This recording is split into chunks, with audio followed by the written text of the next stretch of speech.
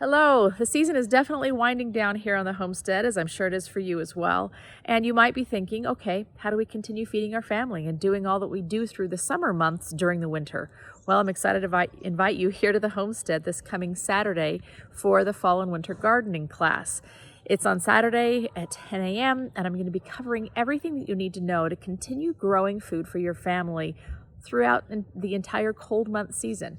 This includes containers inside your house, it includes containers outside, grow boxes, cold frames, what to do in the ground, all of these kinds of things, what to plant, when to plant, everything that you're going to need to know. So if this is something that you wanted to add to your home security and your preparedness efforts and everything else, please join me.